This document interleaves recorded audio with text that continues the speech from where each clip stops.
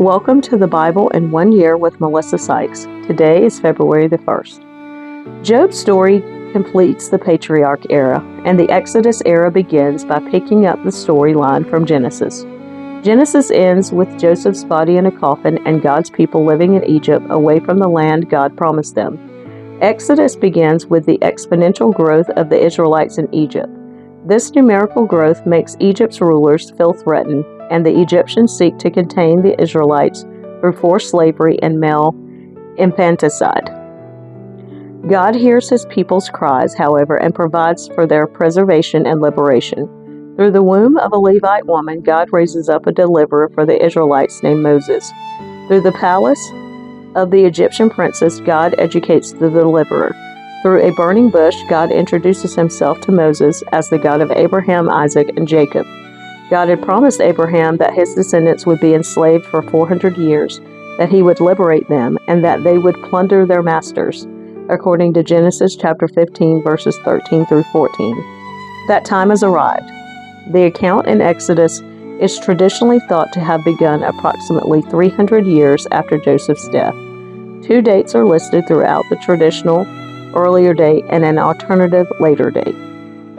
The Israelites in Egypt, Exodus chapter 1, verses 1 through 22, around 1526 or 1360 BC. These are the names of the sons of Israel, that is Jacob, who moved to Egypt with their father, each with his family: Reuben, Simeon, Levi, Judah, Issachar, Zebulun, Benjamin, Dan, Naphtali, Gad, and Asher.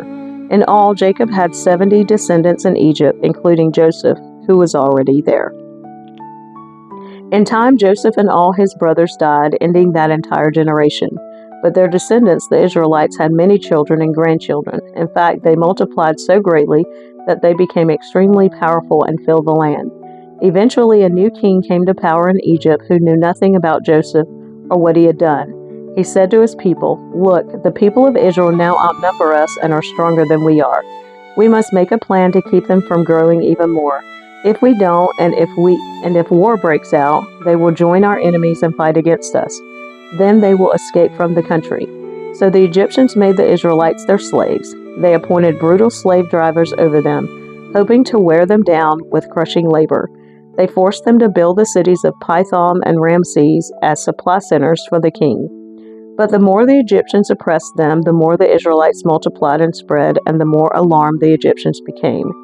So the Egyptians worked the people of Israel without mercy. They made their lives bitter, forcing them to mix mortar and make bricks and do all the work in the fields. They were ruthless in all their demands. Then Pharaoh, the king of Egypt, gave this order to the Hebrew midwives, Shiphrah and Puah: "When you help the Hebrew women as they give birth, watch as they deliver. If the baby is a boy, kill him. If it is a girl, let her live." But because the midwives feared God, they refused to obey the king's orders. They allowed the boys to live too. So the king of Egypt called for the midwives. "Why have you done this?" he demanded. "Why have you allowed the boys to live?" "The Hebrew women are not like the Egyptian women," the midwives replied. "They are more vigorous and have their babies so quickly that we cannot get there in time." So God was good to the midwives, and the Israelites continued to multiply, growing more and more powerful. And because the midwives feared God, he gave them families of their own. Then Pharaoh gave this order to all his people: "Throw every newborn Hebrew boy into the Nile River, but you may let the girls live."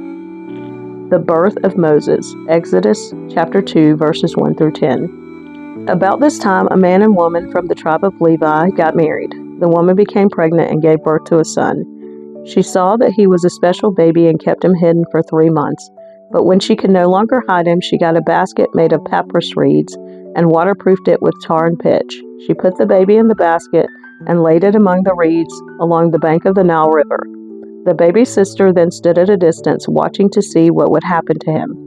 Soon Pharaoh's daughter came down to bathe in the river, and her attendants walked along the river bank. When the princess saw the basket among the reeds, she sent her maid to get it for her. When the princess opened it, she saw the baby. The little boy was crying, and she felt sorry for him. "This must be one of the Hebrew children," she said. Then the baby's sister approached the princess. "Should I go and find one of the Hebrew women to nurse the baby for you?" she asked. "Yes, do," the princess replied. So the girl went and called the baby's mother. "Take this baby and nurse him for me," the princess told the baby's mother. "I will pay you for your help." So the woman took her baby home and nursed him. Later, when the boy was older, his mother brought him back to Pharaoh's daughter, who adopted him as her own son. The princess named him Moses, for she explained, "I lifted him out of the water." Moses escapes to Midian. Exodus chapter 2, verses 11 through 25, around 1486 or 1320 BC. Moses was 40 years old when what follows took place.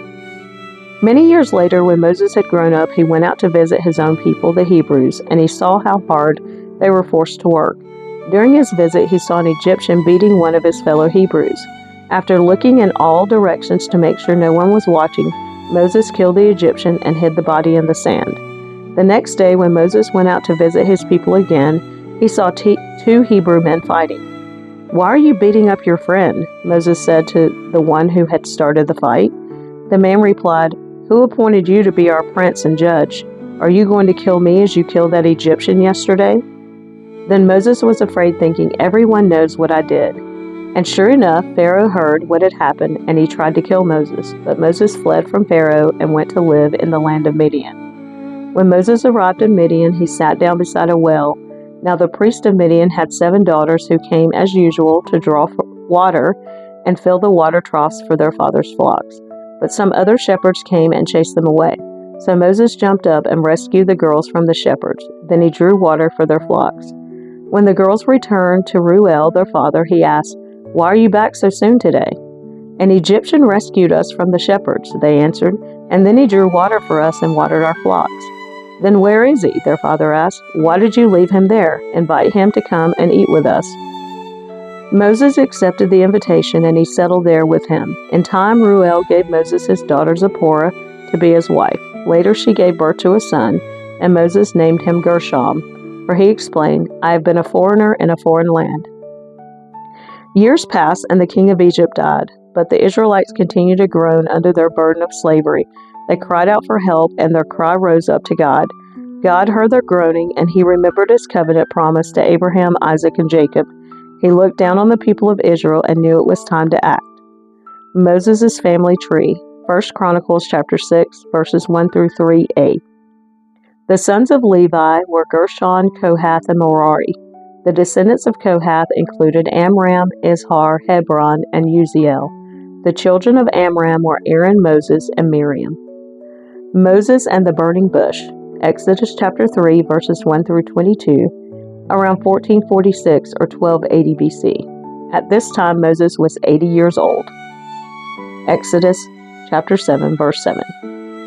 One day Moses was tending the flock of his father-in-law Jethro, the priest of Midian. He led the flock far into the wilderness and came to Sinai, the mountain of God.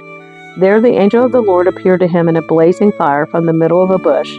Moses stared in amazement. Though the bush was engulfed in flames, it didn't burn up. "This is amazing," Moses said to himself. "Why isn't that bush burning up? I must go see it." When the Lord saw Moses coming to take a closer look, God called to him from the middle of the bush, "Moses, Moses." "Here I am," Moses replied. "Do not come any closer," the Lord warned. "Take off your sandals, for you are standing on holy ground. I am the God of your father, the God of Abraham, the God of Isaac, and the God of Jacob." When Moses heard this, he covered his face because he was afraid to look at God. Then the Lord told him, "I have certainly seen the oppression of my people in Egypt.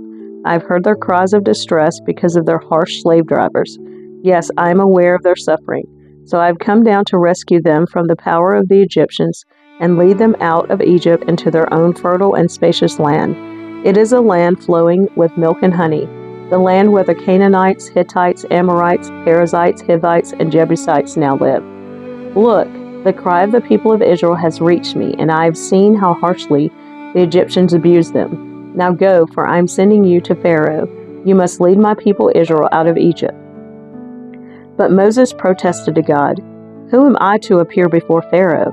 Who am I to lead the people of Israel out of Egypt?" God answered, "I will be with you, and this is your sign that I am the one who has sent you. When you have brought the people out of Egypt, you will worship God at this very mountain."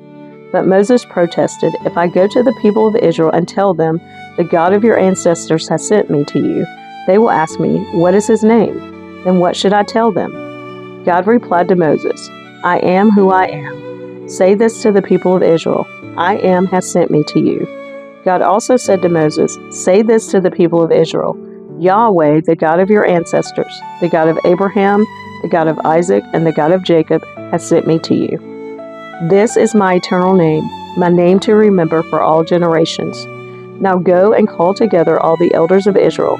Tell them, Yahweh, the God of your ancestors, the God of Abraham, Isaac, and Jacob, has appeared to me. He told me, I have been watching closely, and I see how the Egyptians are treating you. I have promised to rescue you from your oppression in Egypt. I will lead you to a land flowing with milk and honey, the land where the Canaanites, Hittites, Amorites, Perizzites, Hivites, and Jebusites now live. The elders of Israel will accept your message. Then you and the elders must go to the king of Egypt and tell him, 'The Lord, the God of the Hebrews, has met with us. So please let us take a 3-day journey into the wilderness to offer sacrifices to the Lord our God.' But I know that the king of Egypt will not let you go unless a mighty hand forces him. So I will raise my hand and strike the Egyptians, performing all kinds of miracles among them. Then at last he will let you go, and I will cause the Egyptians to look favorably on you. They will give you gifts when you go, so you will not leave empty-handed. Every Israelite woman will ask for articles of silver and gold and fine clothing from her Egyptian neighbors and from the foreign women in their houses. You will dress your sons and daughters with these, stripping the Egyptians of their wealth." Signs of the Lord's power. Exodus chapter 4, verses 1 through 17. But Moses protested again. "What if they won't believe me or listen to me? What if they say, 'The Lord never appeared to you'?" Then the Lord asked him, "What is that in your hand?" "A shepherd's staff," Moses replied. "Throw it down on the ground," the Lord told him. So Moses threw down the staff, and it turned into a snake. Moses jumped back. Then the Lord told him, "Reach out and grab its tail." So Moses reached out and grabbed it, and it turned back into a shepherd's staff in his hand. "Perform this sign," the Lord told him. "Then they will believe that the Lord, the God of their ancestors, the God of Abraham, the God of Isaac, and the God of Jacob, really has appeared to you." Then the Lord said to Moses, "Now put your hand inside your cloak." So Moses put his hand inside his cloak, and when he took it out again, his hand was white as snow, with a severe skin disease. "Now put your hand back into your cloak," the Lord said. So Moses put his hand back in, and when he took it out again, it was as healthy as the rest of his body. The Lord said to Moses, "If they do not believe you and are not convinced by the first miraculous sign, they will be convinced by the second sign. And if they don't believe you or listen to you even after these 2 signs, then take some water from the Nile River and pour it out on the dry ground. When you do, the water from the Nile River will turn to blood on the ground." But Moses pleaded with the Lord, "O Lord, I am not very good with words. I never have been, and I'm not now, even though you have spoken to me. I get tongue-tied, and my words get tangled." Then the Lord asked Moses, "Who makes a person's mouth? Who decides whether people speak or do not speak, hear or do not hear, see or do not see? Is it not I, the Lord? Now go, I will be with you as you speak, and I will instruct you in what to say." But Moses again pleaded, "Lord, please send anyone else." Then the Lord became angry with Moses. "All right," he said, "what about your brother Aaron the Levite? I know he speaks well, and look, he is on his way to meet you now. He will be delighted to see you. Talk to him and put the words in his mouth. I will be with both of you as you speak, and I will instruct you both in what to do. Aaron will be your spokesman to the people. He will be your mouthpiece, and you will stand in the place of God for him, telling him what to say. And take your shepherd's staff with you and use it to perform the miraculous signs I have shown you."